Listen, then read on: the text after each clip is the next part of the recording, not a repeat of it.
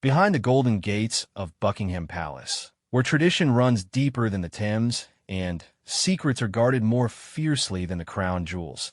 A single conversation would shatter everything a devoted royal guard thought he knew about duty, loyalty, and the innocent child he'd sworn to protect. For 12 years, Sergeant Michael Harrison had stood watch over the royal family with unwavering dedication. He'd seen scandals come and go, witnessed private tears behind public smiles, and kept secrets that would make headlines around the world. But nothing, absolutely nothing, had prepared him for the words that would fall from 7-year-old Prince Louis's lips on that rainy Tuesday afternoon in November.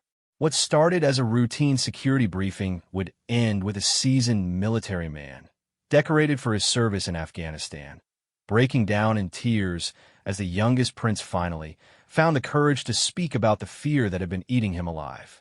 A fear so profound, so deeply rooted in the complex web of royal family dynamics, that would force everyone to question everything they thought they knew about protecting those who were the crown.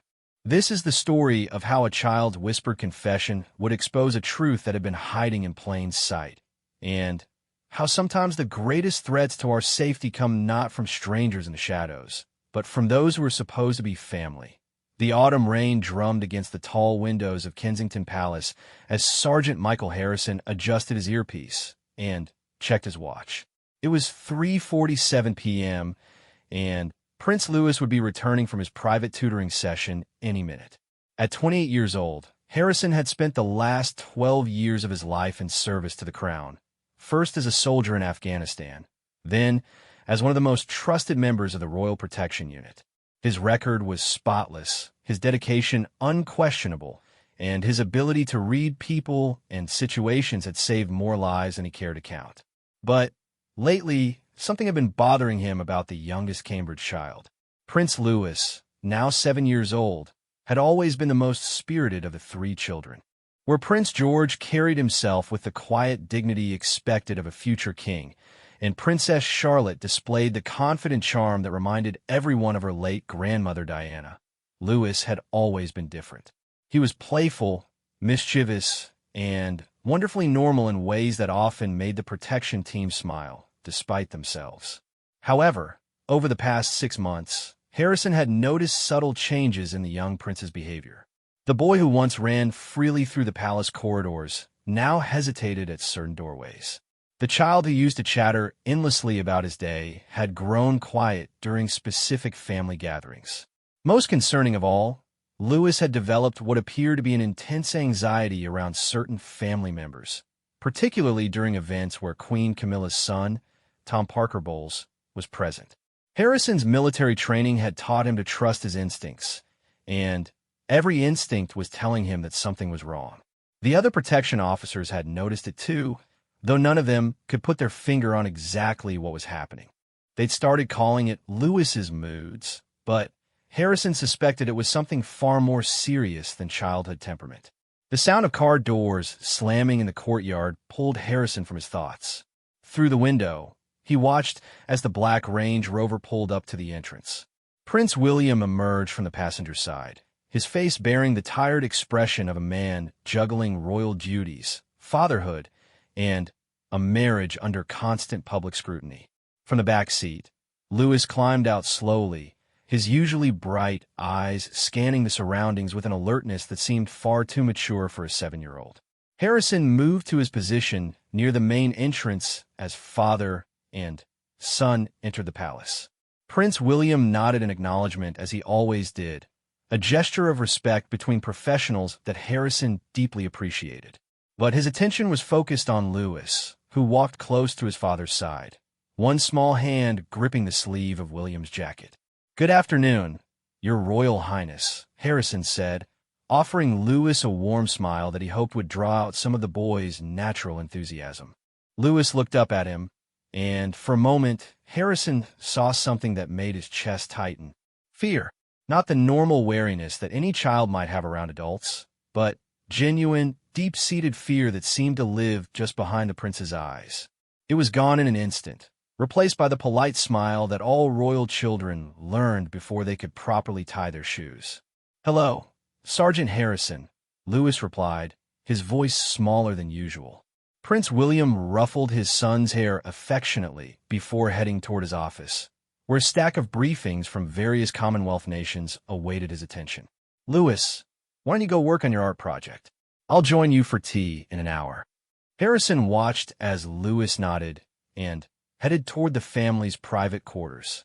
The boy's shoulders were set in a way that reminded Harrison of soldiers he'd known who were carrying burdens too heavy for them to bear alone. It was a posture he recognized because he'd worn it himself during his darkest days in Afghanistan. The next few hours passed quietly, with Harrison maintaining his usual vigilance while Prince William attended to his duties. It wasn't until the evening briefing that Harrison learned something that would add another piece to the puzzle that had been forming in his mind for months. Detective Inspector Sarah Chun, the lead protection officer, gathered the evening shift in the security office for their daily update. The room was small and functional, filled with monitors showing feeds from cameras throughout the palace grounds.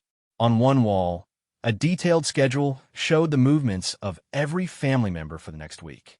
Tomorrow's schedule has changed, Chun announced, consulting her tablet. The family dinner originally planned for Thursday has been moved to tomorrow evening. Queen Camilla and King Charles will be attending, along with Tom Parker Bowles and his family. Harrison felt his attention sharpen. He'd been tracking these family gatherings for months, and every single time Tom Parker Bowles was scheduled to attend, something happened with Lewis. Sometimes it was a mysterious illness that kept the boy confined to his room. Other times, it was sudden behavioral changes that resulted in early bedtimes or private conversations with his parents behind closed doors. Any special security considerations? Harrison asked, though he was really fishing for more information about the family dynamics. Chun shook her head. Standard protocol. Though, she paused, glancing around the room before continuing. Keep an extra eye on Prince Louis tomorrow. His parents have requested increased observation during family events. The other officers nodded without question, but Harrison felt his pulse quicken. Increased observation wasn't requested lightly. It meant that William and Catherine had noticed something too, something significant enough to alert the protection team without being specific about the nature of the threat. After the briefing, Harrison found himself walking the quiet corridors of the palace, his mind racing. In his 12 years of service, he'd dealt with external threats, overzealous photographers, and the occasional unstable individual who believed they had some connection to the royal family. But this felt different. This felt like a threat that was coming from within the very family he was sworn to protect. He paused outside the family's private sitting room, where he could hear the soft murmur of voices. Through the partially open door, he glimpsed Lewis sitting on the floor with a coloring book, his small frame hunched over the pages with intense concentration. Princess Catherine sat nearby, working on her laptop, but Harrison noticed how frequently her eyes lifted to check on her youngest son. Mummy. Lewis's voice was barely audible, but Harrison's trained hearing caught the words. Do I have to go to dinner tomorrow? Catherine looked up from her laptop, her expression carefully neutral. Of course, darling. It's a family dinner. Grandpa Charles and Granny Camilla are looking forward to seeing you. But will Tom be there? The way Lewis said the name sent a chill down Harrison's spine. There was something in the child's voice, a tremor that spoke of genuine terror rather than simple dislike. Tom might be there, yes, Catherine replied carefully. Why do you ask? Lewis was quiet for a long moment, his crayon hovering over the page. No reason, he finally whispered, but Harrison could see the tension in the child's small shoulders. Catherine moved to sit beside her son on the floor, her maternal instincts clearly activated. Lewis, you know you can talk to Mummy about anything, don't you? If something is bothering you, if someone has said something that upset you. I'm fine, Mummy, Lewis interrupted, his voice carrying the false brightness that children use when they're trying to protect the adults in their lives. I just don't feel very hungry for big dinners. Harrison stepped away from the door, his mind reeling. In all his years of protection work, he'd learned to recognize the signs of a child in distress. Lewis exhibited every single one of them, and they all seemed to center around Tom Parker Bowles. The question that haunted Harrison as he continued his patrol was simple but terrifying. What was Queen Camilla's son doing to Prince Louis that had the boy living in fear? That night, Harrison found himself unable to sleep.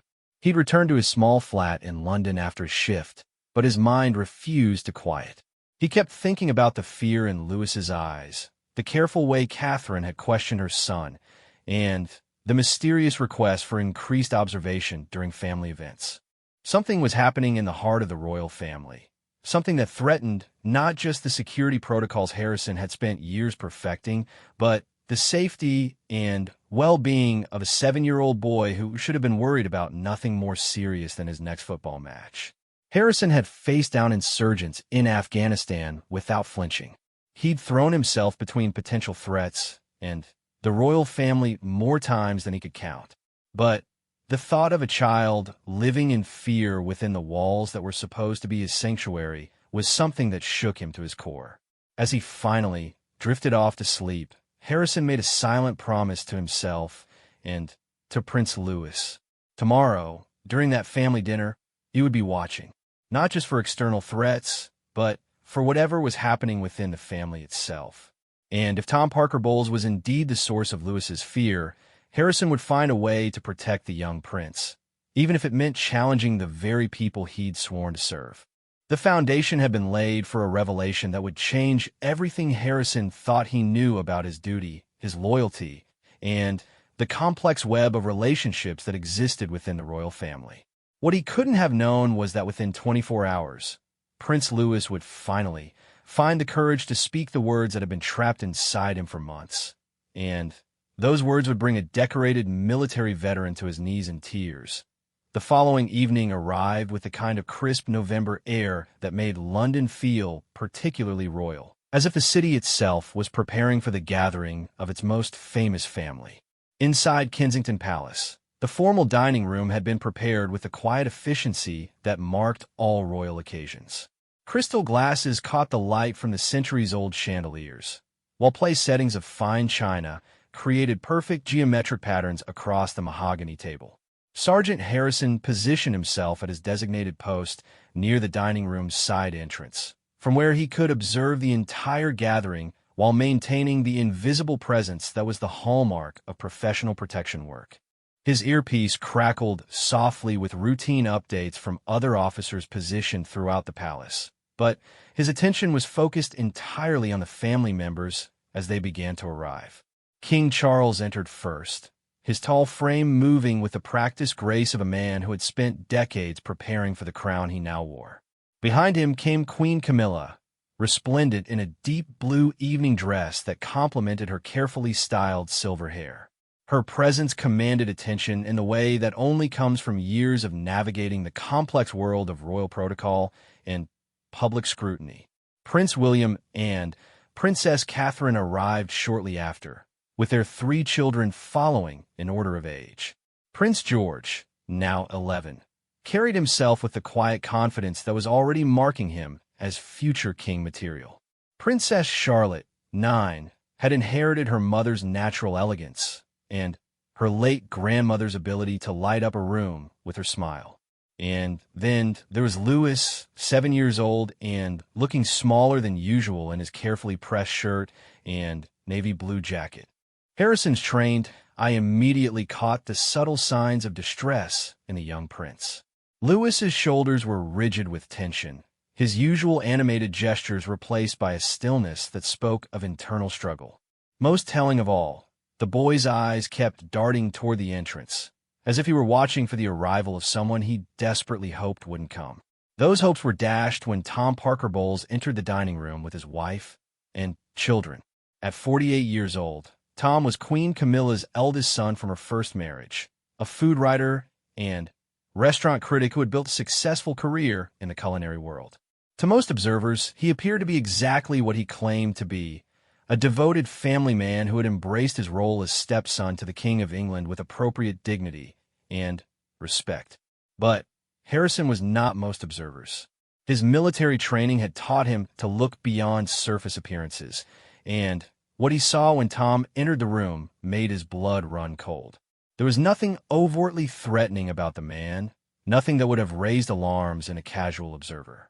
But Harrison noticed how Tom's eyes immediately sought out Lewis, how his smile seemed to widen when he spotted the young prince, and, most disturbing of all, how Lewis seemed to physically shrink into himself when he realized Tom had arrived.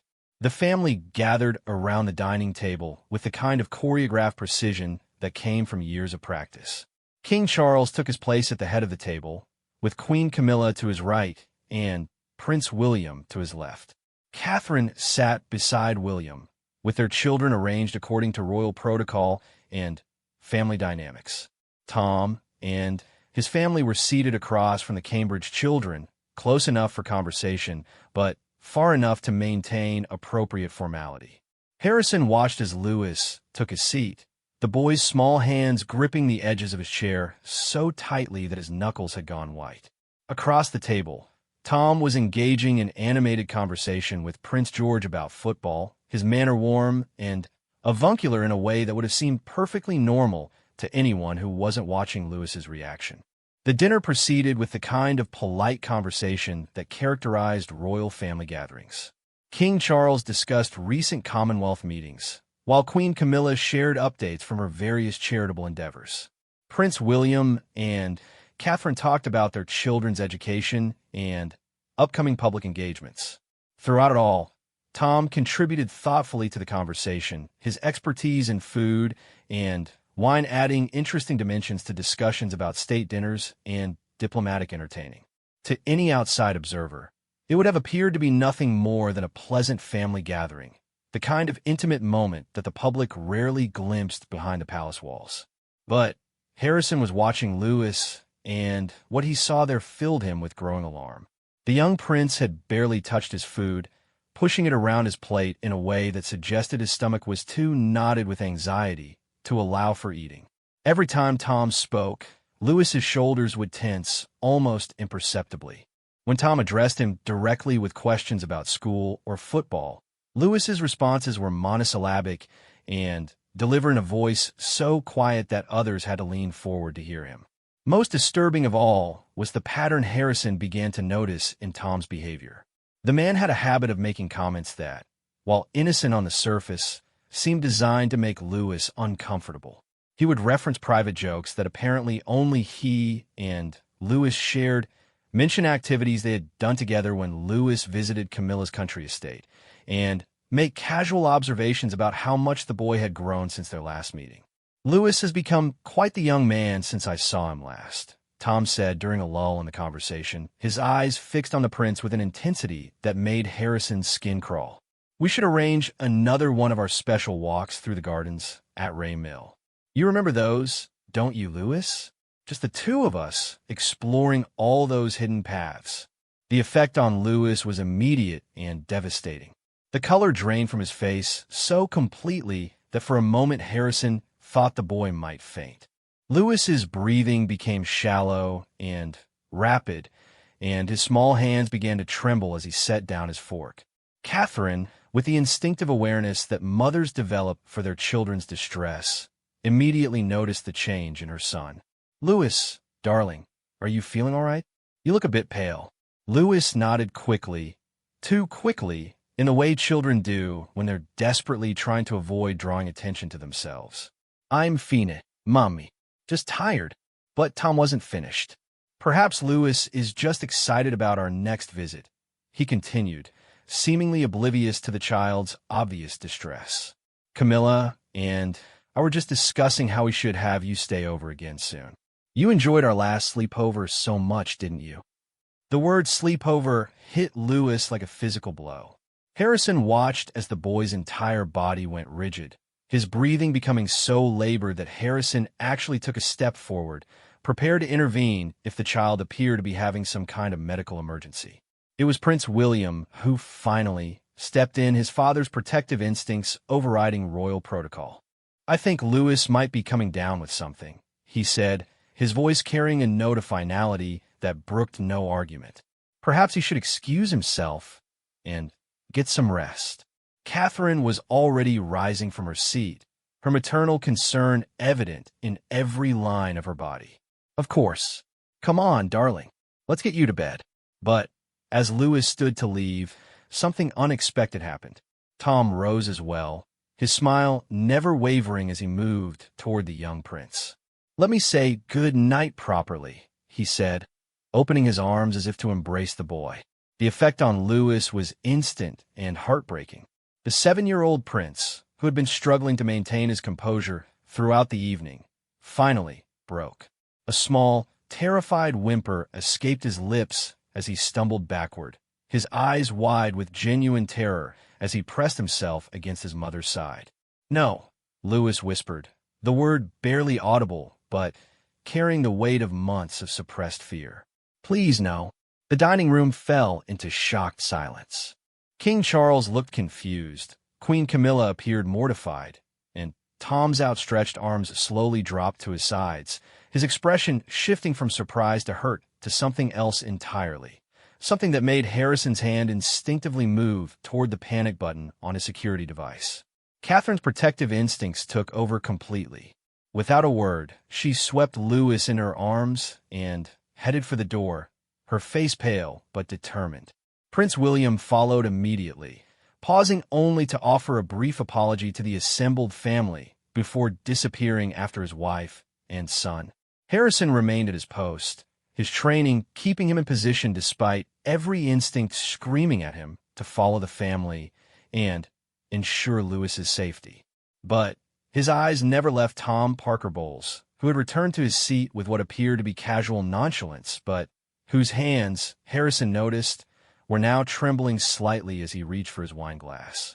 The remainder of the dinner passed in uncomfortable silence, punctuated only by King Charles's attempts to restore normalcy through discussions of upcoming state visits and Queen Camilla's increasingly desperate efforts to explain away her son's presence as coincidental to Louis's obvious distress.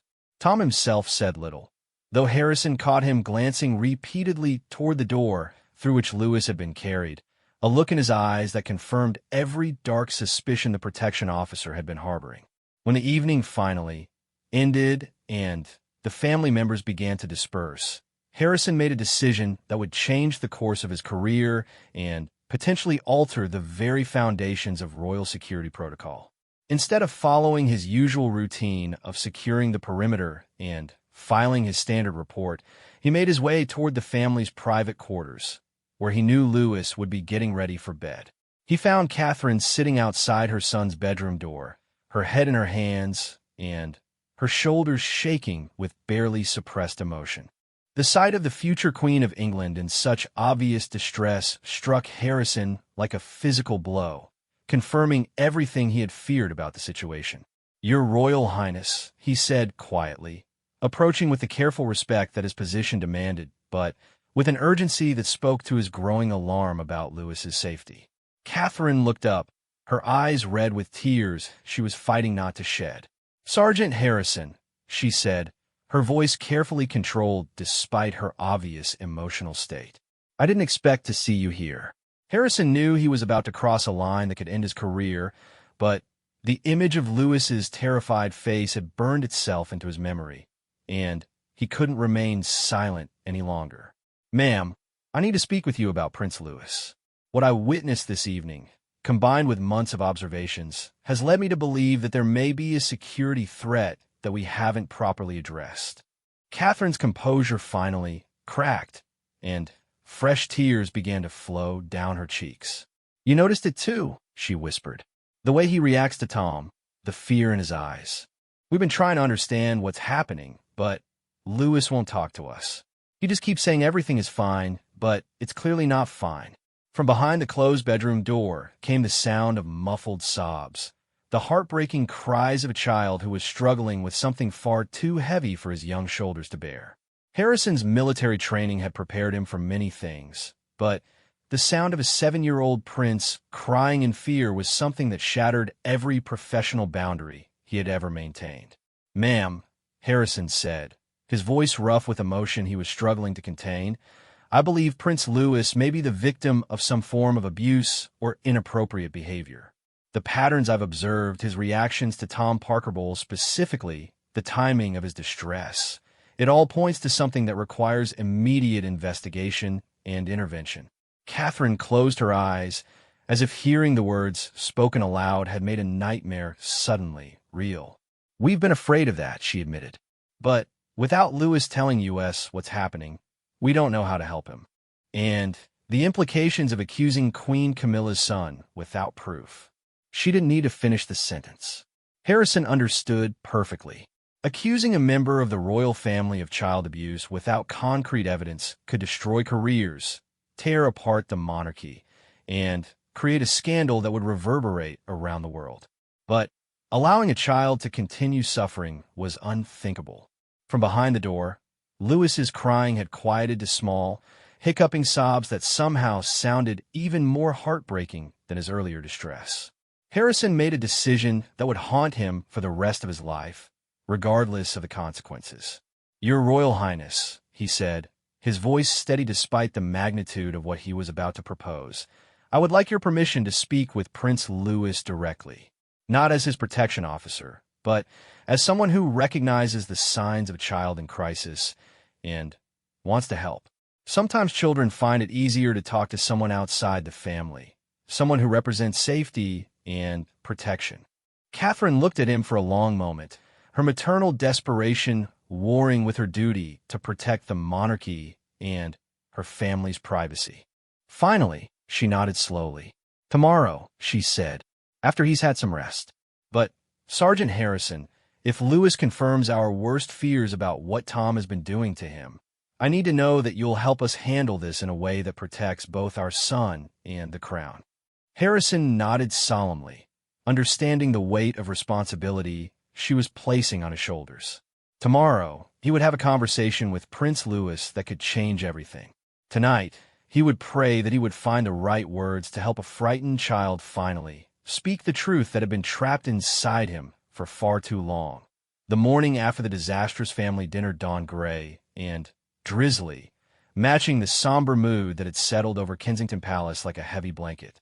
Sergeant Harrison had barely slept, his mind churning with possibilities, protocols, and the devastating implications of what he suspected was happening to Prince Louis. He arrived at the palace earlier than usual, his usual professional calm masking the emotional turmoil that threatened to overwhelm him. Princess Catherine had arranged for Louis to have a quiet day with no scheduled activities, officially because he wasn't feeling well after the previous evening's upset. In reality, she and Prince William had spent the night in hushed conversations about their son's behavior, their growing fears about Tom Parker Bowles, and the impossible situation they found themselves in as both parents and public figures. Harrison found Catherine in the family's private sitting room, her usual polished appearance replaced by the drawn features of a mother who had spent the night worrying about her child's safety. She was staring out the window at the rain-soaked gardens, her hands wrapped around a cup of tea that had long since gone cold. "Your Royal Highness," Harrison said softly, not wanting to startle her from her thoughts. Catherine turned, offering him a wan smile that didn't reach her eyes. "Sergeant Harrison, thank you for coming early. Louis is in his room. He's been awake for hours, but doesn't want to come downstairs. He keeps asking if anyone else is visiting today." The pain in her voice was evident as she spoke about her son's fear. Harrison could see the toll this was taking on her, the way her natural maternal protectiveness was warring with the complex realities of royal life and family dynamics. "Has he said anything more about last night?" Harrison asked carefully. Catherine shook her head, fresh tears threatening to spill over. "He just keeps apologizing for being rude and asking if Granny Camilla is angry with him. It's heartbreaking, Michael. He thinks he's done something wrong when it's clear that someone has done something wrong to him." Harrison noticed that she had used his first name, a breach of protocol that spoke to the emotional intimacy of the moment and the breaking down of normal barriers between the royal family and their protection officers. "Would you like me to speak with him now?" Harrison asked. Sometimes children find it easier to talk to someone who isn't family, especially when they're trying to protect their parents from something they think might upset them. Catherine nodded slowly. "I've told him that you wanted to check on him because you were worried after last night. He likes you, Michael. You've always been kind to him, and I think he trusts you." Harrison made his way through the familiar corridors of the palace, but Today they felt different somehow, charged with the weight of what was about to happen. He paused outside Lewis's bedroom door, listening to the soft sounds from within. He could hear the quiet rustling of pages turning. Lewis was probably reading one of his adventure books, losing himself in stories of heroes and quests to escape from whatever reality was haunting him. Harrison knocked gently on the door. "Prince Lewis? It's Sergeant Harrison. Your mummy said I could come check on you." There was a pause, then the soft sound of footsteps crossing the room. The door opened to reveal Lewis, still in his pajamas, his young face bearing traces of the tears he'd shed the night before. His hair was tousled from sleep, and he was clutching a well-worn stuffed dinosaur that Harrison had never seen him with during daylight hours. "Hello, Sergeant Harrison," Lewis said quietly, his usual exuberance completely absent. "Hello, Your Royal Highness. May I come in?" Lewis nodded and stepped aside, allowing Harrison to enter the bedroom that reflected the personality of any normal 7-year-old boy. Model airplanes hung from the ceiling, books were scattered across a reading nook by the window, and drawings of football matches and family portraits covered one wall in a colorful display of childhood creativity. Harrison sat down in the small chair beside Lewis's desk, positioning himself at the boy's eye level rather than towering over him as adults often did when speaking to children. Lewis perched on the edge of his bed, still clutching his dinosaur, his feet swinging nervously. "I wanted to make sure you were feeling better after last night," Harrison began, his voice gentle and non-threatening. "That seemed like it was pretty scary for you." Lewis nodded, his eyes fixed on his hands. "I'm sorry I was rude to Uncle Tom. Mummy and Daddy aren't angry with me, are they?" The fact that Lewis referred to Tom as Uncle Tom sent a chill down Harrison's spine. It suggested a level of familiarity and family integration that made whatever was happening even more insidious and complicated. "You weren't rude at all," Harrison said firmly. "Sometimes when we're scared or uncomfortable, our bodies react in ways we can't control. That's not being rude, that's being human." Lewis looked up at him with eyes that seemed far too old for his 7 years. "Do you ever get scared, Sergeant Harrison?"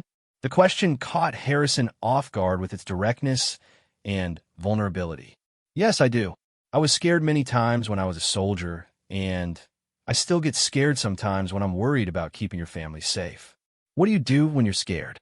Harrison considered his answer carefully, knowing that what he said next could determine whether Lewis felt safe enough to open up about his own fears. "Well, first I try to figure out what exactly is making me scared. Sometimes we feel afraid, but we're not sure why, and that makes it worse. Then I talk to someone I trust about what's frightening me. And finally, I try to make a plan to deal with whatever is causing the fear." Lewis was listening intently, his young mind clearly working through the implications of what Harrison was saying. "But what if the thing that scares you is someone that everyone else likes?" Lewis asked, his voice barely above a whisper. "What if you tell someone and they don't believe you, or they get angry with you for saying bad things about someone they love?" Harrison felt his heart break for the child sitting before him. The question revealed so much about what Lewis had been struggling with: the impossible burden of carrying a secret about someone who was supposed to be family, the fear that speaking up would cause more problems than staying silent. "Lewis," Harrison said gently, "can I tell you something important?" The boy nodded, his eyes wide and trusting. "It is never, ever your fault if an adult makes you feel scared or uncomfortable. Adults are supposed to make children feel safe and protected, and if they don't do that, it's the adult's problem, not the child's. And if someone you trust doesn't believe you when you tell them about something scary, that's their mistake, not yours." Tears began to well up in Lewis's eyes. But what if it causes big problems? What if it makes Granny Camilla sad, or makes Grandpa Charles angry? Harrison leaned forward slightly, his voice becoming even more gentle. "Lewis, the most important thing to all the adults who love you, your mummy and daddy, Grandpa Charles, Granny Camilla, everyone, is that you are safe and happy. If someone is doing something that makes you feel unsafe or scared, the people who love you want to know about it so they can protect you." Lewis was crying now, silent tears that rolled down his cheeks, as he struggled with the weight of whatever he had been carrying alone. He said it was our special secret, Lewis whispered, the words tumbling out as if they had been trapped behind a dam that was finally giving way. He said that it was just between us, and that if I told anyone, it would hurt a lot of people, and it would be my fault. Harrison felt his blood turn to ice, but he forced himself to remain calm and supportive. "Who said that to you, Lewis?" "Uncle Tom." The name came out as barely a breath, but it confirmed Harrison's worst fears. He said that the games we play are special uncle-nephew games, and that if I told Mummy or Daddy, they would be very upset with me because they wouldn't understand. Harrison's military training was the only thing that kept him from visibly reacting to the horror of what Lewis was revealing. Instead, he maintained his gentle demeanor while every instinct screamed at him to find Tom Parker Bowles and make him pay for whatever he had done to this innocent child. "What kind of games, Lewis?" Harrison asked, though he dreaded the answer. Lewis clutched his dinosaur tighter, his small body shaking with the effort of finally speaking about his worst nightmare. "When we're alone, during the walks, or when I stay overnight at Granny Camilla's house, he makes me play games where he touches me in places that make me feel yucky. And he makes me touch him too." The words hung in the air between them like a toxic cloud, confirming every fear that Harrison had been harboring for months. This was worse than he had imagined. Not just inappropriate behavior, but clear sexual abuse of a 7-year-old child. He said it's what uncles and nephews do together, Lewis continued, his voice growing stronger as the secret finally poured out of him. "But it doesn't feel right, and it makes my tummy hurt, and I have bad dreams about it." I tried to tell him I didn't want to play those games anymore, but he said I had to because I'm his special boy. Harrison closed his eyes briefly, summoning every ounce of professional control he possessed to keep from letting his rage show. When he opened them, Lewis was watching him with desperate hope, as if afraid that even this trusted adult would somehow blame him or not believe his story. "Lewis," Harrison said, his voice steady despite the fury building inside him, "I want you to listen to me very carefully. None of this is your fault. Uncle Tom was wrong to touch you that way, and he was wrong to tell you it had to be a secret. Adults should never ask children to keep secrets about touching." "Am I in trouble?" Lewis asked, his voice small and frightened. "You are not in trouble. You are very brave for telling me this, and your Mummy and Daddy are going to be so proud of you for speaking up." Lewis began crying harder now, the relief of finally sharing his burden mixing with the fear of what would happen next. Harrison reached out slowly, telegraphing his movements so as not to startle the child, and gently placed his hand on Lewis's shoulder. "What happens now?" Lewis asked through his tears. "Will I have to see Uncle Tom again?" Harrison's voice was firm with conviction when he answered. "Lewis, I promise you that we're going to make sure you are safe. You will never have to be alone with Uncle Tom again, and we're going to make sure that what he did to you never happens to you or to any other children." The conversation continued for another hour, with Harrison gently encouraging Lewis to share more details while being careful not to traumatize the child further. Each revelation was like a knife to Harrison's heart. Stories of Tom's manipulative behavior, his threats about what would happen if Lewis told anyone, and the careful grooming that had convinced the boy that he was somehow complicit in his own abuse.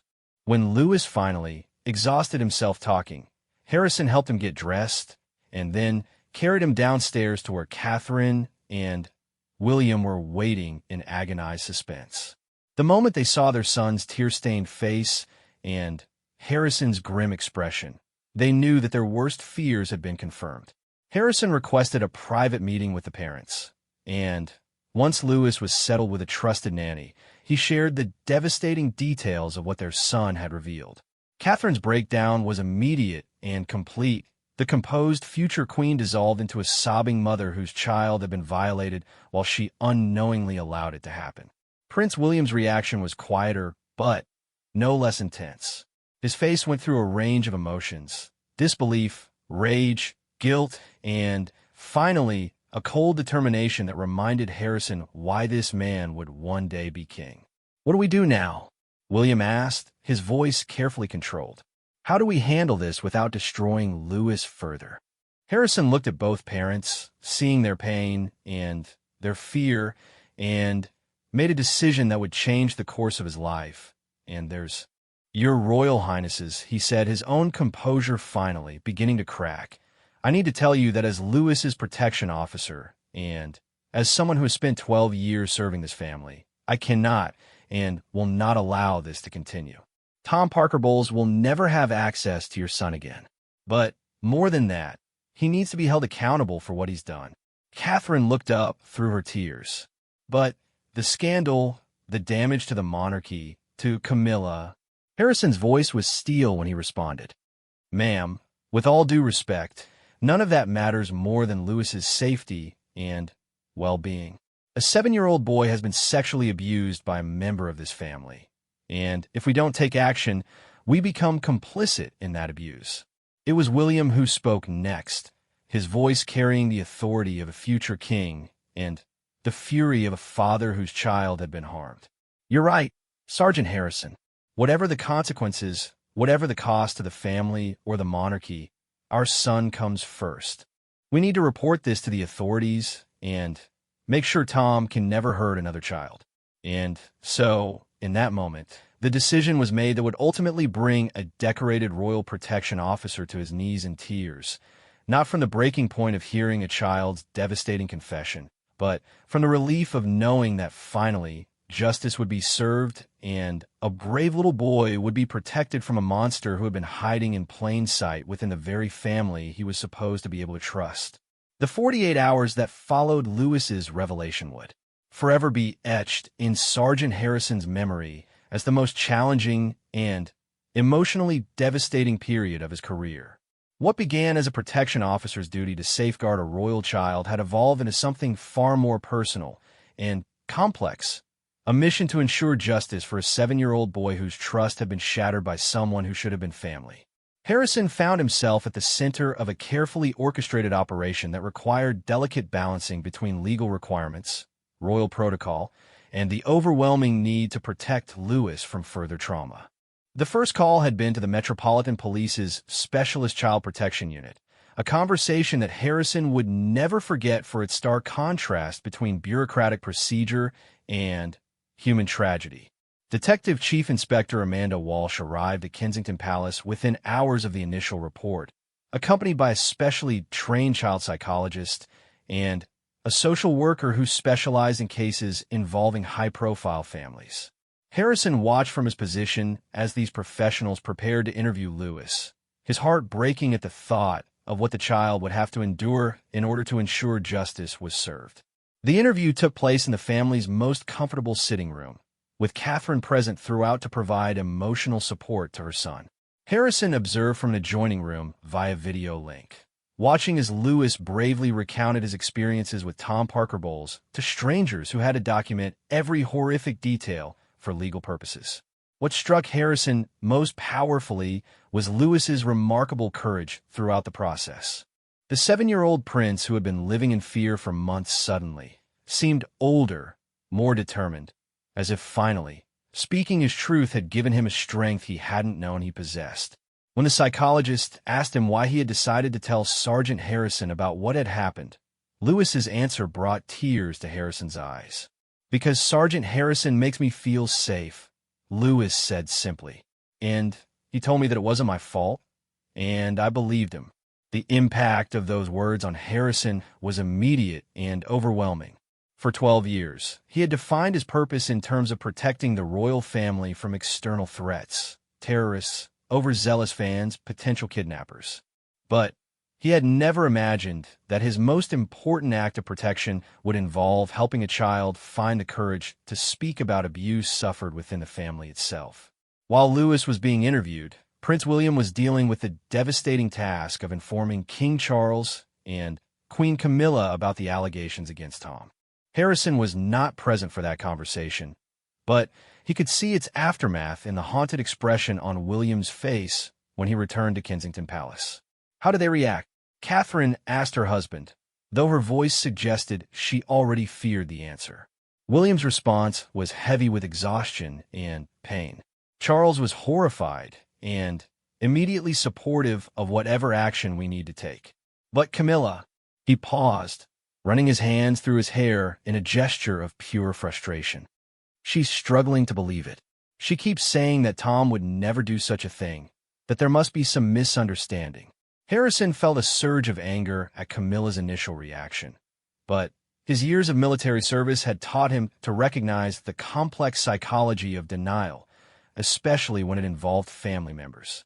Many parents and relatives of abusers struggled to accept the reality of what their loved ones had done, often prioritizing their own emotional comfort over the safety of the victims. The next few days brought a series of developments that tested everyone involved. Tom Parker Bowles was arrested at his London home, the news carefully managed by Royal Communications staff to minimize immediate public attention while ensuring that proper legal procedures were followed. His shocked wife and children were provided with support and protection from the media storm that would inevitably follow. Harrison found himself walking a delicate line between his official duties and his personal investment in Lewis's well-being. Officially, he was required to maintain professional distance and allow the legal system to handle the case. Personally, he was consumed with worry about how the investigation and its aftermath would affect a child who had already endured far too much. The breaking point came 3 days after the initial arrest, when Harrison received word that Tom's legal team was planning to claim that Lewis had misunderstood innocent family interactions, suggesting that the 7-year-old had somehow fabricated or exaggerated the allegations. The idea that anyone would question Lewis's credibility or suggest that he had somehow invited or misinterpreted sexual abuse was more than Harrison could bear. He found Lewis in the palace gardens, where the boy was attempting to play with a football, but clearly struggling to focus on anything resembling normal childhood activities. The sight of this brave little prince, still grappling with the trauma of what he had endured while also dealing with the stress of the investigation, finally shattered Harrison's professional composure. "Your Royal Highness," Harrison said, approaching Lewis with the same gentle manner he had used during their crucial conversation. Lewis looked up, his young face brightening slightly at the sight of the protection officer who had become such a source of safety and support. "Hello, Sergeant Harrison.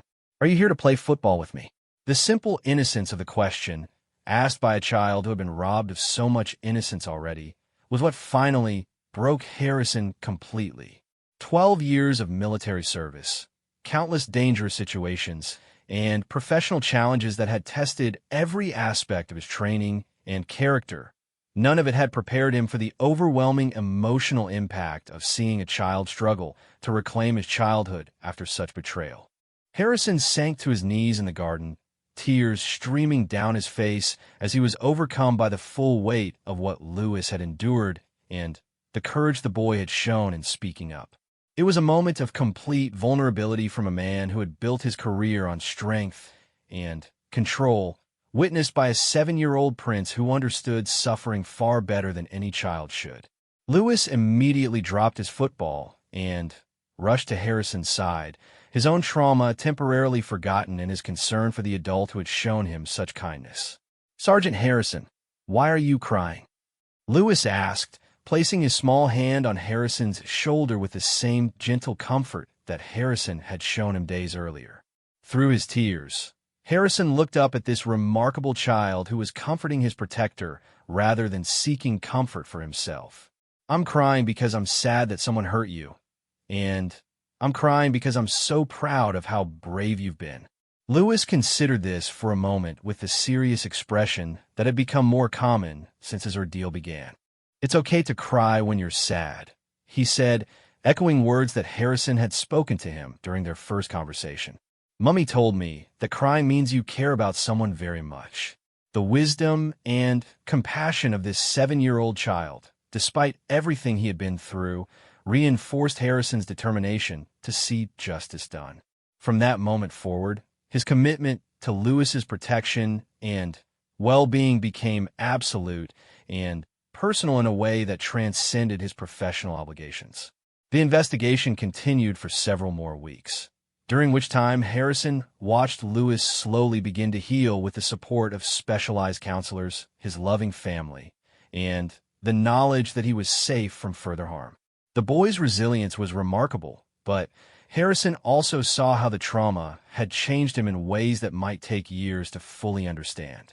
Tom Parker Bowles eventually pled guilty to multiple charges related to child sexual abuse, sparing Lewis the trauma of having to testify in court.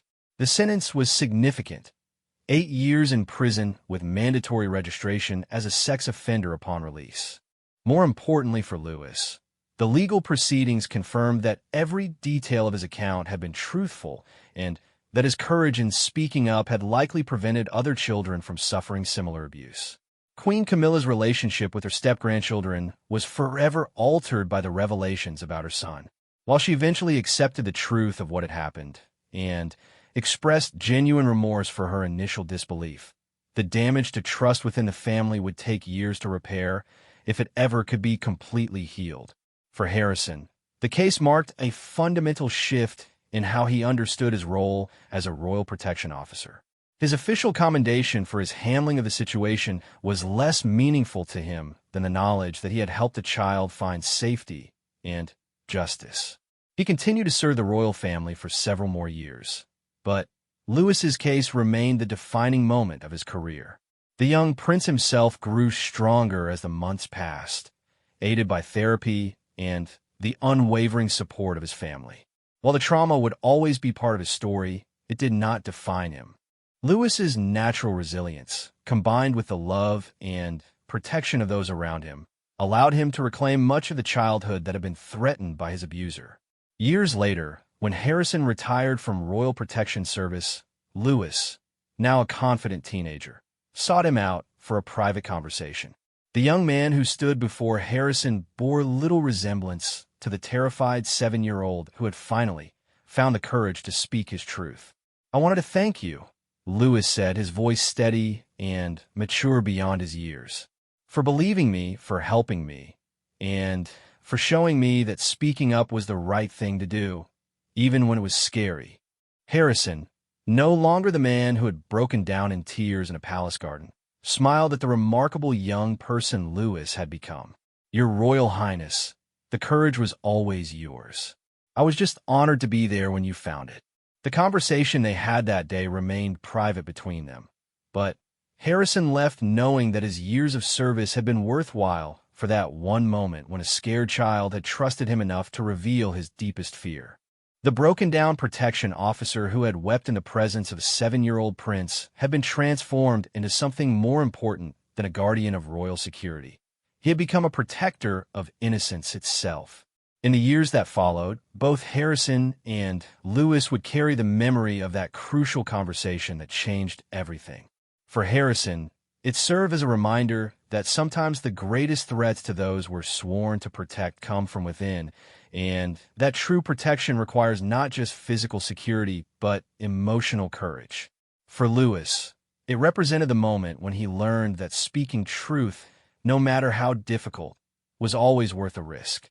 The case file would eventually be sealed, the media attention would fade, and the royal family would continue with the complex business of public service and private healing. But in the quiet moments when Harrison reflected on his career, he always returned to that afternoon when a brave little prince taught him that sometimes the most important battle a protector could fight was helping someone find their own voice. The story of Sergeant Michael Harrison and Prince Louis became a testament to the power of trust, the importance of believing children when they speak about abuse, and the extraordinary courage that can emerge from the most ordinary moments when someone simply chooses to listen and believe.